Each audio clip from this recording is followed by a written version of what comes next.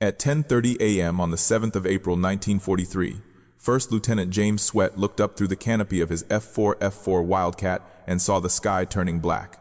Above the Solomon Islands, a massive formation of 150 Japanese aircraft was bearing down on the American fleet. This was Operation Aigo, Admiral Yamamoto's desperate, all-out offensive to break the Allied hold on Guadalcanal. Swett's situation was statistically hopeless. He was leading a division of just 4 fighters against 67 Aichi Val dive bombers protected by over 100 Zero escorts. But the most terrifying statistic wasn't the 3-7-1 odds. It was the pilot himself. James Swett was 22 years old. He had 0 combat missions. He had never fired his guns in anger. Yet, in the next 15 minutes, this rookie pilot would not only engage the Emperor's elite veterans, he would achieve a feat of lethality that intelligence officers initially refused to believe. To understand how a pilot on his first mission survived the deadliest air raid since Pearl Harbor, we have to examine the machine he was flying and the fatal design flaw that became his greatest weapon. That fatal design flaw was buried deep inside the wings of his aircraft, the Grumman F4F-4 Wildcat. To the untrained eye, the F4F-4 looked like a formidable upgrade to the Navy's frontline fighter. It featured a new folding wing mechanism that allowed carriers to stack more planes on the deck, increasing the striking power of the fleet. But to the pilots who actually had to fly and fight in them, the Dash 4 was a betrayal. The controversy centered on a decision made thousands of miles away from the front lines, in the sterile offices of the Bureau of Aeronautics in Washington, D.C. The bureaucrats, looking at spreadsheets and theoretical damage reports, decided that 4 machine guns weren't enough. They demanded the new Wildcat carry 6 50 caliber Browning AN M2 machine guns. On paper, this was a 50% increase in firepower. In the air, it was a logistical disaster. Veteran aces like Captain Joe Foss and Lieutenant Commander Jimmy Thach, the men who had invented the tactics to survive against the Japanese Zero, were furious. They argued that the extra 2 guns added unnecessary weight to an airframe that was already struggling to climb. The Wildcat was built like a beer keg, tough and rugged, but it was heavy. Adding 2 more steel-heavy machine guns and their feed mechanisms made the plane sluggish. It bled energy in a turn and groaned in a climb. Exactly the wrong characteristics when fighting the featherlight, acrobatic Mitsubishi, a 6M0. But the weight wasn't the real killer. The real killer was the math of the ammunition. When Grumman engineers were forced to cram 6 guns and a wing folding mechanism into the same small wing space, something had to give. That something was ammo capacity. In the older, beloved F4F-3, a pilot carried 450 rounds per gun. At the Browning cyclic rate of roughly 800 rounds per minute, a pilot could hold the trigger down for about 34 seconds. That is a lifetime in aerial combat. It allowed for suppression fire, for ranging shots, and for the occasional desperate spray when a target flashed by. The new F4F-4, the plane James Swett was strapped into, slashed that capacity nearly in half. Because of the cramped internal volume of the folding wing, the F4F-4 carried only 240 rounds per gun. The math was terrifyingly simple. 6 guns firing at 800 rounds per minute meant the weapon system consumed ammunition at a rate of 80 rounds every single second. With only 240 rounds available per gun, the total firing time was reduced to approximately 18 seconds. 18 seconds. That was the total combat life of the aircraft. Once those 18 seconds were gone, the Wildcat was just a 5-ton metal glider drifting over hostile waters. For the veteran pilots of the Cactus Air Force on Guadalcanal, this felt like a death sentence. They were fighting an enemy who valued maneuverability and endurance. A Zero pilot could tease a Wildcat, looping and rolling, waiting for the American to get frustrated and waste his precious burst. Once the American was dry, the Zero would close in for the kill. The Dash 4 demanded a level of trigger discipline that bordered on the superhuman. A short burst couldn't be 2 seconds anymore. That was over 10% of your total load. A burst had to be a fraction of a second. You had to be a surgeon with a sledgehammer. This was the impossible machine that James Swett took into battle. However, Swett possessed a strange, accidental advantage over the bitter veterans. He didn't know any better. James Swett was a nugget, a replacement pilot. He hadn't flown the glory days of the F4F-3. He hadn't developed the muscle memory of the 34-second trigger. He had trained exclusively on the F4F-4. The instructors had pounded the limitations of the aircraft into his skull until they became instinct. Short bursts, they screamed. Get close, then get closer. Do not fire until you can see the rivets. To Swett, the 18-second limit wasn't a flaw. It was just the reality of war. He didn't feel the resentment that Foss or Thoch felt. He simply accepted that his 6.50 caliber guns were not a fire hose, but a limited resource to be hoarded like water in a desert. This psychological difference was critical. A veteran pilot, frustrated by the sluggish climb and the heavy controls, might have tried to fly the Wildcat like the older model, pulling too hard, firing too early, trying to force the plane to be something it wasn't. Swett, with his blank slate of experience, flew the machine exactly as the engineers intended, even if the engineers were wrong. He didn't try to outclimb the Zeros he knew he couldn't. He didn't try to engage in a turning fight he knew the extra weight would kill his energy. Instead, as he looked up at the swarm of 150 Japanese aircraft, Swett's mind locked onto the one thing the F4F-4 did better than any other plane in the sky: the convergence. The 6 machine guns were harmonized to converge their streams of fire at a specific point in front of the aircraft, usually around 300 yards. At that specific distance, the 6 streams of armor-piercing incendiary bullets met in a concentrated cone of destruction about the size of a basketball. While the older 4-gun Wildcats punched holes in enemy planes, the 6-gun Mistake acted like a flying buzzsaw.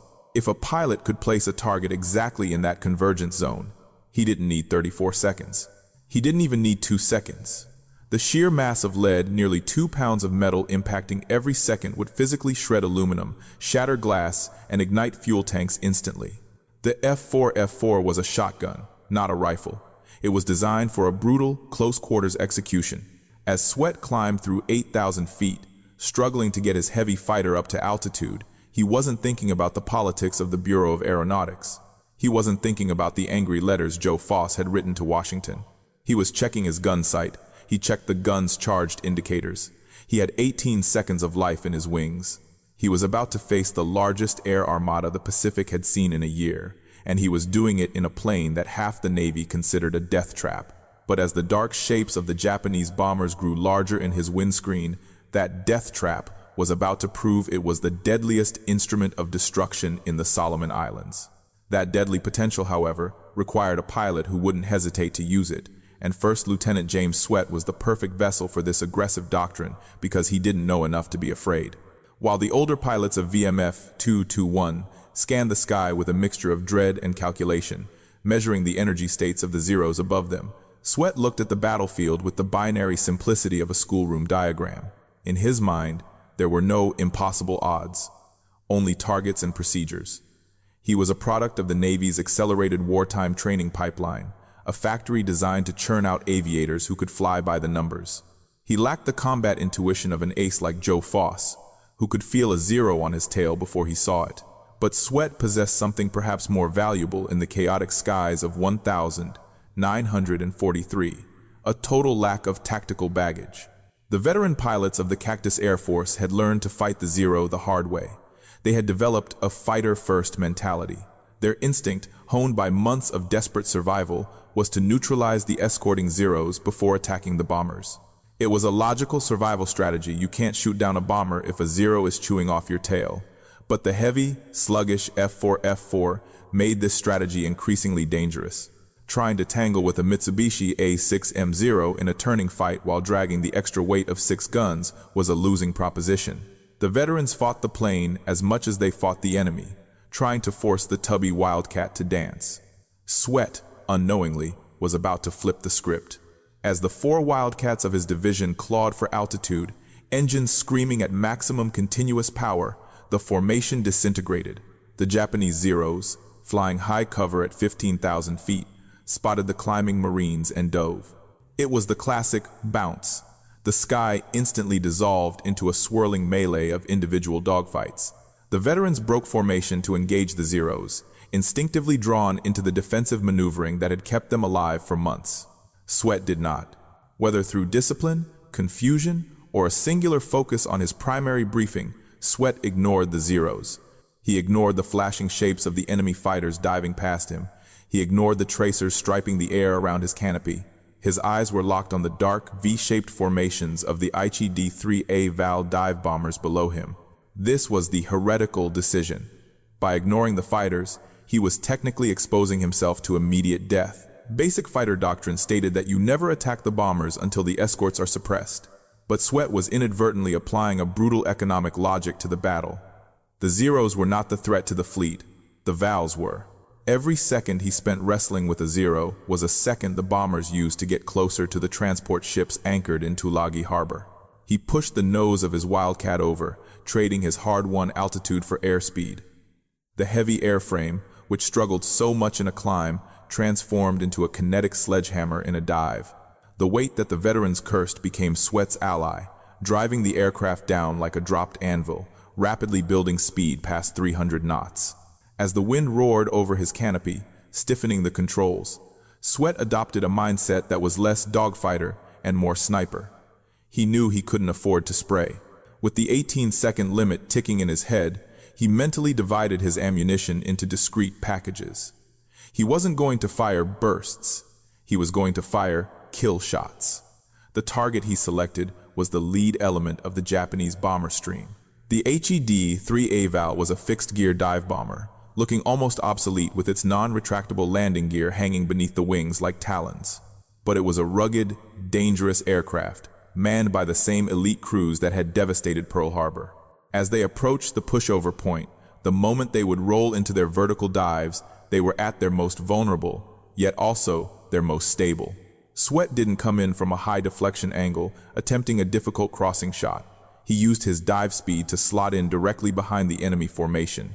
He was lining up a stern chase, the simplest, most dangerous, and most mathematically certain firing solution. Most pilots avoided the stern attack because it placed them directly in the fire arc of the bomber's rear gunner. A Val carried a 7.7mm machine gun in the rear cockpit, manned by a gunner whose sole job was to put a bullet between the eyes of a pursuing pilot. Attacking from the rear was considered a brute force tactic, a slugfest where you traded fire and hoped your armor held up better than his. But Swett trusted the brute force of the F4F4. He was betting his life on the 6-gun mistake. He calculated that the volume of fire from his 6 50 caliber guns would overwhelm the single Japanese gunner before the man could find his aim. It was a gamble on pure ballistics, 6 heavy machine guns against 1 light machine gun. He closed the distance. 800 yards. 600 yards. The rear gunner of the lead Val spotted him. Swett saw the muzzle flashes sparkling from the back of the bomber. The 7.7mm rounds whipped past his canopy, some pinging off the Wildcat's armored cowling. Swett didn't flinch. He didn't jink. He didn't take evasive action. He flew the plane straight and level, stabilizing the gun platform, letting the enemy gunner have a clear shot at him so that he could have a perfect shot at the bomber. He waited until the Val filled the illuminated ring of his reflector sight. He was now inside 300 yards point-blank range in aerial combat. This was the rookie's advantage. He hadn't lived long enough to learn that flying straight into incoming fire was suicidal. He just knew that the manual said to get close. His thumb rested on the solenoid switch on the control stick. The Wildcat was trembling with the aerodynamic forces of the dive. The target was centered. The death trap was armed. And James Swett was about to find out if the engineers in Washington were right, or if he was about to become just another streak of oil on the waters of the Solomon Sea. That streak of oil and debris was the only acceptable outcome for the Japanese Empire, because James Swett wasn't just attacking a random formation of aircraft. He was flying headlong into the final, desperate wager of Admiral Isoroku Yamamoto. To understand the magnitude of the tiger Swett was grabbing by the tail, one must look beyond the silhouette of the bomber in his sights and understand the men flying it. 3 days earlier, Admiral Yamamoto, the architect of the Pearl Harbor attack, had realized that the war in the Solomons was bleeding Japan dry. In a move of strategic desperation known as Operation Igo, he stripped the air groups from his prized aircraft carriers, the Zuikaku and Zuiho, and transferred them to land bases at Rabaul. These were not the terrified conscripts that American pilots would slaughter later in the war during the Marianas Turkey Shoot. These were the first team. These were the survivors of the Coral Sea and Santa Cruz men, who had honed their skills on the pitching decks of carriers in the stormy North Pacific. The machine they flew, the Aichi D-3A, Type 99, codenamed Val, by Allied intelligence, was the perfect instrument for their deadly trade. To the modern eye, the VAL looked archaic, almost comical, with its elliptical wings and chunky, fixed landing gear encased in large aerodynamic fairings called spats. But this clunky appearance concealed an aircraft of terrifying precision. It was the most accurate dive bomber of the early war period, boasting a hit rate that far exceeded its German counterpart, the Stuka. It was agile, rugged, and in the hands of the Zuikaku veterans, it was capable of dropping a 250-kilogram armor-piercing bomb down the smokestack of a moving cruiser. However, the VAL possessed a unique mechanical characteristic that would dictate the next few minutes of James Swett's life: the dive brakes. Dive bombing is a problem of physics. To be accurate, a pilot must dive at a steep angle often exceeding 70 degrees directly at the target. This removes the complex variables of altitude and speed that plague high-level horizontal bombers. The bomb simply follows the flight path of the aircraft. But gravity is a harsh mistress. In a vertical dive, a streamlined aircraft accelerates rapidly past its critical Mach, causing the controls to lock up and making pullout impossible. The pilot would simply auger into the ocean along with his bomb. To counter this, the Aichi engineers installed massive, fence-like drag brakes under the wings. When the Japanese flight leader signaled the attack, every pilot in the formation would pull a lever, deploying these metal slats perpendicular to the airflow. The effect was violent and immediate. The aircraft would shudder as the brakes grabbed the air, capping the diving speed at a manageable 240 knots. This gave the pilot a stable, steady platform to aim his weapon, but it came with a lethal trade-off. Once those brakes were deployed and the VAL rolled into its dive, the aircraft transformed from an agile warbird into a falling stone. It could not turn, it could not climb, it could not jink. It was locked onto a ballistic rail, committed to a singular trajectory until the bomb was released. The Japanese doctrine relied on the Zero escorts to keep the skies clear during this vulnerable terminal phase. They assumed that no American fighter would be crazy enough to dive with the bombers into the teeth of the fleet's anti-aircraft fire just to take a shot. This was the system of rejection that Swett was about to dismantle. As the lead formation of VALs reached the push-over point above Tulagi Harbor, the flight leaders rolled inverted. The sunlight caught the red Hinomaru roundels on their wings as they peeled off, one by one, into the abyss. The dive brakes extended. The formation stretched out into a long, thin line of destruction, aimed like a dagger at the transport ships USS Macaulay and USS Aaron Ward anchored 8,000 feet below. The Japanese pilots were focused entirely on the ships.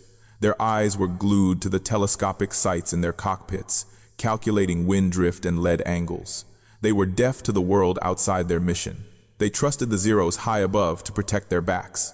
They trusted the rear gunners to ward off any stragglers. They did not expect a lone, chunky Grumman Wildcat to be plummeting right down the chute with them, mirroring their dive angle, accelerating through the chaotic air of their own slipstreams. Swett was entering the slot. By matching their dive, he neutralized the speed difference. To the observer on the ground, both planes were falling at 240 knots, but relative to each other, they were almost stationary. Swett had inadvertently turned a high-speed intercept into a parking lot execution. The lead valve grew in his windscreen until it blocked out the sun. The rear gunner was still firing, the muzzle flashes bright and angry, but Swett was now inside the convergence zone. The Japanese pilot in the front seat, intent on lining up his bomb run, had no idea that behind him, the laws of aerodynamics and the mechanics of the Browning machine gun were about to intersect. The fatal flaw of the F4F-4, its lack of ammo, was about to meet the fatal flaw of the D3A VAL, its inability to dodge. The hammer was cocked, the anvil was ready, and James Swett squeezed the trigger. The recoil of 6 .50 caliber machine guns slowed the 5-ton Wildcat in midair, a violent shudder that vibrated through the control stick and into James Swett's bones. In the fraction of a second that followed, the 6-gun mistake vindicated itself with terrifying finality. The 2 extra guns that Joe Foss hated, the weight that Jimmy Thok despised, all of it translated into a sheer mass of kinetic energy that the Japanese Aichi VAL simply could not absorb. Swett didn't need to aim for the pilot or the fuel tank. The convergence of fire struck the bomber's wing root, the structural junction where the wing met the fuselage. The result wasn't a leak or a fire, it was amputation. The VAL's left wing sheared off completely, tumbling away into the slipstream. The bomber snapped into a violent, uncontrolled spin, instantly transforming from a weapon of war into a chaotic hunk of falling debris. Swett released the trigger. The burst had lasted less than 2 seconds. He didn't watch the crash. In the brutal economy of aerial combat, watching your kill is a vanity that gets you killed. He immediately kicked the rudder pedal, skidding the Wildcat sideways to clear the debris field, and pulled the nose up slightly to acquire the next target. The sky ahead of him was a conveyor belt of targets. The Japanese formation, rigid and disciplined to the end, held their course. They were following the samurai code of Bushido, death before dishonor, but Swett was applying the American industrial code of mass production. He slotted behind the second valve. This time, the rear gunner's fire was more accurate, tracer rounds zipper stitching the air just inches from Swett's canopy. Swett ignored the survival instinct screaming at him to break off. He waited. He closed the distance until the rivet lines on the Japanese fuselage were visible. He squeezed. 1,000, 1,000. Stop. The second valve disintegrated. The canopy shattered. The pilot slumped forward, and the aircraft nosed over into the sea. 2 kills in less than 60 seconds. Swett was now in a flow state, a psychological zone where time dilates and conscious thought is replaced by pure reaction. He wasn't flying the plane anymore. He was wearing it. The heavy controls of the F4F-4 felt light in the high-speed dive. He dove past the burning wreckage of his second victim, chasing the formation down towards the harbor. The altimeter unwound frantically. 6,000 feet, 4,000 feet, 2,000 feet. He caught a third bomber just as it began its final approach on the transport ships. A short burst, smoke, fire. The valve rolled inverted and smashed into the water. 3 kills. By now, the element of surprise was gone. The Japanese formation was fracturing, pilots jettisoning their bombs early in a desperate attempt to gain speed and escape back to the north. But they couldn't outrun the physics of their own dive. Swett used his accumulated momentum to zoom climb back up, trading airspeed for altitude, positioning himself for a new attack run. He spotted a fourth valve attempting to sneak away towards the Florida Islands. He rolled over and dropped on it from above.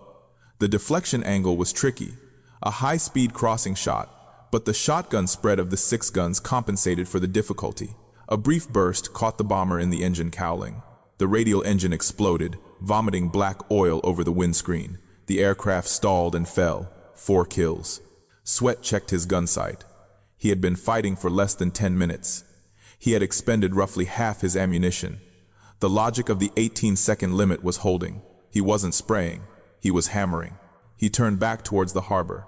The scene below was apocalyptic. Burning ships, geysers of water from near misses, and the sky stitched together by the black puffs of anti-aircraft flak. In the middle of this inferno, he found his 5th and 6th targets. They were flying low, hugging the water, trying to use the background clutter of the islands to hide. Swett descended into the kill box. He was now flying inside the engagement zone of his own fleet. He lined up the 5th valve. A quick burst into the fuselage. The bomber cartwheeled into the sea. He swung the nose onto the 6th. This one tried to turn, exposing its entire belly to Swett's guns. It was a fatal error. Swett cored the aircraft from wingtip to wingtip. The fuel tanks ignited, turning the valve into a comet of orange flame that skipped once across the surface of the water before disappearing. 6 kills. He was now an ace in a day. A title pilot spent entire careers chasing. He had done it in 12 minutes. But the chamber wasn't empty yet. Through the smoke, he spotted a 7th bomber. It was damaged, trailing a thin wisp of vapor, limping away from the carnage. Swett checked his ammo counters. They were dangerously low. He might have 2 seconds of fire left, perhaps 3. It was enough. He closed in, oblivious to the chaos erupting around him. He was fixated on the target. He lined up the shot, stabilized the drift, and squeezed the trigger for the final time. The guns roared, then clicked dry. The last of his 50 caliber rounds smashed into the valve's tail section. The control surfaces disintegrated. The bomber pitched up violently, stalled, and plunged into the harbor. 7 kills, 15 minutes. The impossible had been achieved. Swett pulled back on the stick, climbing away from the water, his engine roaring, his heart pounding against his ribs. He was invincible. He had flown into the teeth of the empire and spat them out. He was the predator supreme.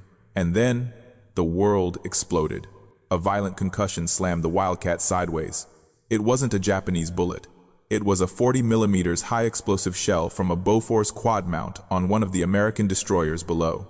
In the heat of battle, the gunners on the USS Aaron Ward couldn't distinguish the silhouette of Swett's Wildcat from the Japanese bombers he had been chasing. They saw a low-flying aircraft, and they opened fire. The shell punched through the port wing, ripping out a section of the main spar and shattering the oil cooler. The engine seized almost instantly. The propeller ground to a halt, leaving a sudden, deafening silence in the cockpit. The predator was dead. The prey was born. Swett's aircraft, now a crippled glider with the aerodynamics of a brick, shuddered as it lost lift. The 6-gun mistake had done its job, but now the heavy armor and rugged construction that had saved him from the Japanese gunners became a liability. He was too low to bail out. He was too heavy to glide to the airfield. The ocean was rushing up to meet him, and the triumphant roar of victory was replaced by the rushing wind of an imminent crash. First Lieutenant James Swett had survived the enemy. Now he had to survive the landing. That landing was not a procedure. It was a controlled collision with the laws of physics. As the dark water of Iron Bottom Sound rushed up to meet him, James Swett didn't have the luxury of a standard approach pattern. He was flying a dead aircraft, heavy with armor plate and 6 machine guns, gliding on a wing that had been savaged by friendly fire. He had seconds to execute the ditching checklist. If he hit the water with the canopy closed, the pressure would seal it shut, entombing him in the cockpit.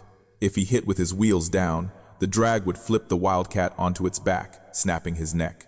He verified the gear was up, locked the canopy open, and braced his body against the inevitable violence.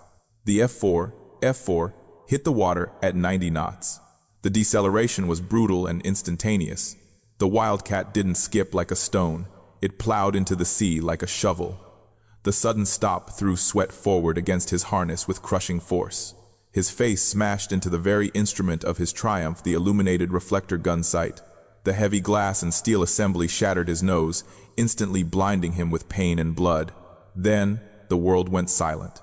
The roar of the wind and the scream of the engine were replaced by the rushing sound of the Pacific Ocean pouring into the cockpit. The heavy fighter, designed to be a tank in the air, became an anchor in the water. It began to sink immediately.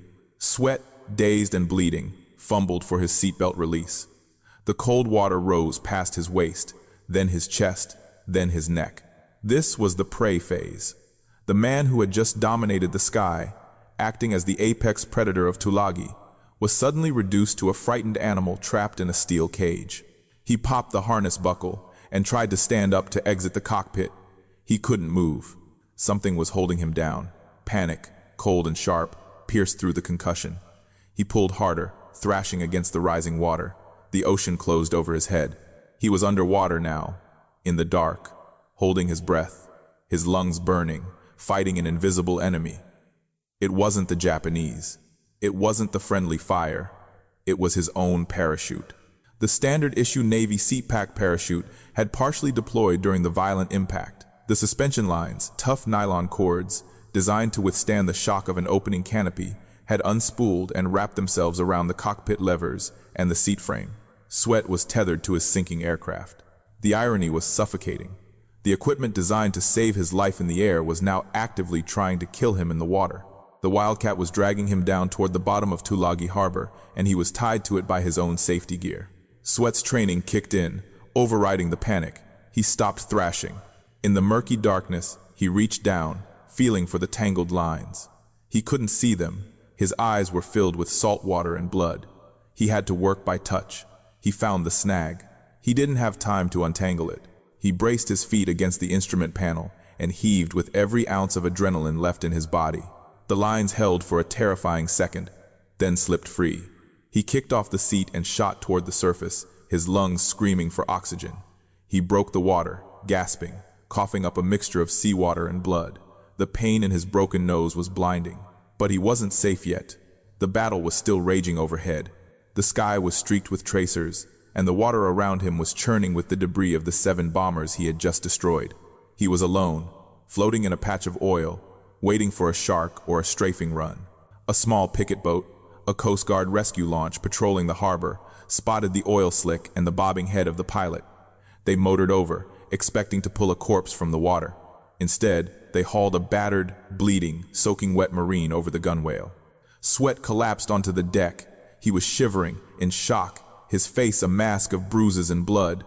The sailors looked at him with a mix of pity and curiosity.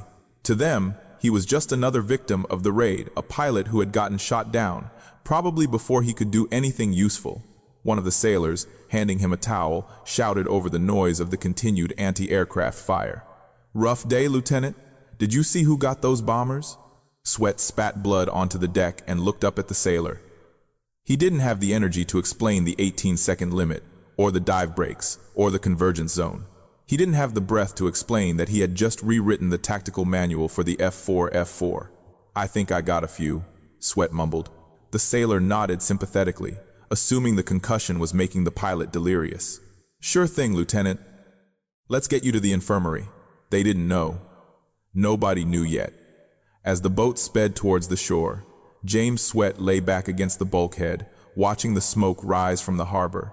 He had entered the fight as a liability, a rookie in a flawed plane. He had left it as a legend. But as the adrenaline faded and the pain set in, the only thing James Swett felt was the profound, exhausting weight of being alive. He had survived the trap. Now, he had to survive the scrutiny of the men who sent him into it. That skepticism didn't last long. As James Swett lay in the medical tent, getting his nose packed with gauze, the intelligence officers of VMF 221 were standing on the shores of Tulagi Harbor, looking at a scene that defied their understanding of aerial warfare. Typically, pilot claims were inflated. In the heat of battle, two pilots might shoot at the same plane and both claim a kill, or a smoking plane might fly home to fight another day. Intelligence officers were trained to divide every claim by two. But as Lieutenant Morrison, the squadron's intelligence officer, scanned the waters of Iron Bottom Sound with his binoculars, the math wasn't adding up, it was multiplying. The harbor was littered with the smoking funeral pyres of Japanese aircraft. Morrison began plotting the crash sites on his map. One Val near the destroyer Aaron Ward, another near the transport Macaulay, a third off the coast of Gavutu, a fourth, fifth, sixth, and seventh scattered in a precise line of destruction leading back toward the Florida Islands. The physical evidence was undeniable. 7 Japanese bombers lay broken in the water, all destroyed within a 15-minute window, all bearing the catastrophic structural damage caused by 50 caliber armor-piercing rounds. And there was only one American pilot who had engaged that specific sector at that specific time and who had returned with empty guns. When the report reached Admiral William Bull Halsey, the commander of the South Pacific area, he didn't just see a brave pilot. He saw the resolution to a tactical argument that had plagued the Navy for a year. James Swett's mission became the ultimate vindication of the 6-gun mistake. For months, the debate had raged between the dogfighters and the killers. The dogfighters, led by men who loved the older 4-gun Wildcat, believed that endurance was king. They wanted to stay in the fight, turning and burning, using their 34 seconds of ammo to wear the enemy down. But Swett proved that the nature of air combat had fundamentally changed. The skies of 1,943 were not the skies of 1,918. Planes were faster. Engagement windows were shrinking. In a head-on pass or a high-speed dive, a pilot might only have a target in his sights for 0.3 of a second. In that blink of an eye, 4 guns might only damage the enemy. 6 guns would vaporize him. The paper pushers in Washington, it turned out, had accidentally predicted the future. They realized that as airspeeds increased, time on target would decrease. Therefore, burst mass, the weight of lead delivered per second, had to increase. Swett's 18-second guillotine proved that lethality was more important than longevity. You didn't need to fly for an hour. You needed to kill in a second. This realization rippled through the design bureaus of the U.S. Navy. When the Grumman F4F-4 Hellcat, the plane that would eventually clear the Pacific of Japanese air power, arrived in theater later that year, it didn't revert to the pilot's choice of 4 guns. It standardized on 6. The Hellcat took the lesson Swett taught at Tulagi and industrialized it. It carried more ammo, yes, but it kept the 6-gun battery, because the Navy now understood that the only way to stop a determined enemy, especially a suicide attacker, was with a wall of steel. James Swett hadn't just survived his first mission, he had provided the proof of concept for the weapon system that would win the war. For his actions on the 7th of April, 1943, First Lieutenant James Swett was awarded the Medal of Honor. The citation noted his bold determination and superb airmanship. But reading between the lines of the formal military language, the citation was actually honoring a specific, terrifying efficiency. It was an acknowledgement that a rookie, stripped of the bad habits of the past, had taken a flawed machine and used it exactly as the cruel physics of modern war demanded. He didn't play with his food, he ate it whole. However, the story of the Pacific Air War wasn't just written by fighter pilots. While Swett was proving the lethality of the 6-gun battery in the Solomons, another drama was unfolding thousands of miles to the north, a story not of dealing death, but of cheating it. Because sometimes, the impossible problem isn't shooting down 7 bombers, it's flying a bomber that has no tail. That is the story we will explore next. But James Swett never flew a bomber, and he never sought the spotlight that came with his survival. When the war ended and the ticker tape parades faded, he returned to a quiet life in California, rarely speaking of the 15 minutes that had defined his existence. To the neighbors, he was just a retired colonel who sold heavy machinery. To the Marine Corps, he was the living embodiment of the virgin ace, the ultimate proof that courage is not a function of experience, but of will. His story remains a singular anomaly in the history of aerial warfare. In a conflict dominated by the narrative of the wily veteran, Swett proved that a rookie with absolute faith in his training could dismantle the Empire's best. He walked to his aircraft that morning as a 22-year-old unknown with 0 combat time. He returned, soaked, bleeding, and shivering as the only pilot in history to become an ace on his very first sortie, destroying 7 enemy aircraft before his engine even had time to cool. The 6-gun mistake that he flew into history was eventually retired, replaced by faster, sleeker fighters. But the lesson of the F4F-4 Wildcat endured. The bureaucrats in Washington and the pilots on Guadalcanal had fought a bitter war over the soul of the fighter plane. Agility versus firepower, maneuverability versus lethality. Swett settled the argument. He demonstrated that in the unforgiving calculus of modern combat, the ability to absorb punishment and deliver a crushing, decisive blow is often worth more than the ability to dance. He proved that a flawed machine in the hands of a disciplined operator is not a liability, it is a weapon of devastating surprise. So, the next time you look at a diagram of a World War II fighter, look past the top speed and the turn rate, look at the guns, and ask yourself, would you rather have the plane that can fly forever, or the plane that can end the fight in 18 seconds? If you had to choose a cockpit to sit in over the Solomon Islands, the agile paper-thin Mitsubishi Zero, or the sluggish, tank-like Grumman Wildcat, which one would you trust with your life? Let us know in the comments below. If James Swett's 15-minute rampage earned your respect, please destroy that like button just like he destroyed those vowels. Subscribe and turn on notifications so you don't miss our next deep dive into the engineering secrets of World War II. We'll see you in the next briefing.